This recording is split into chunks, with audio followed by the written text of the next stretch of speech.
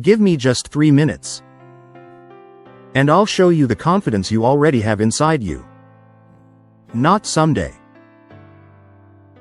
Not when you feel ready. Right now.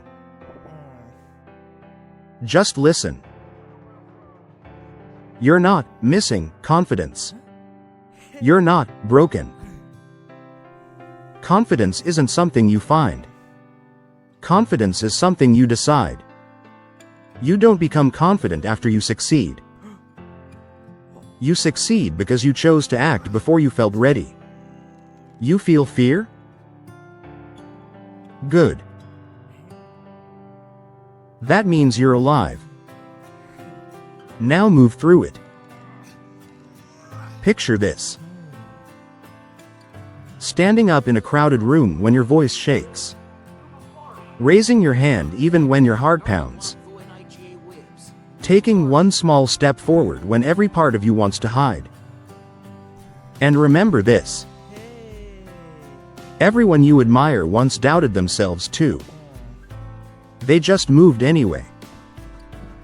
Confidence builds in tiny moments. When you start, even if you doubt. When you continue, even after falling. When you believe again, even after setbacks. Every time you act despite fear, your mind rewrites the story. I can do hard things.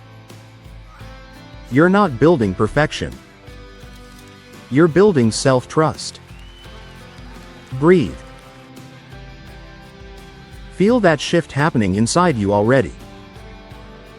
And when that old voice whispers, you can't. Whisper back even louder. Watch me. Stop waiting to feel confident before you act. Act, and confidence will follow. The world doesn't give confidence. You generate it. In every small decision. In every brave second. In every quiet promise kept. You are stronger than you've been taught to believe. And today, you start proving it to yourself. Today, make yourself one small promise, and keep it. Even if it feels tiny.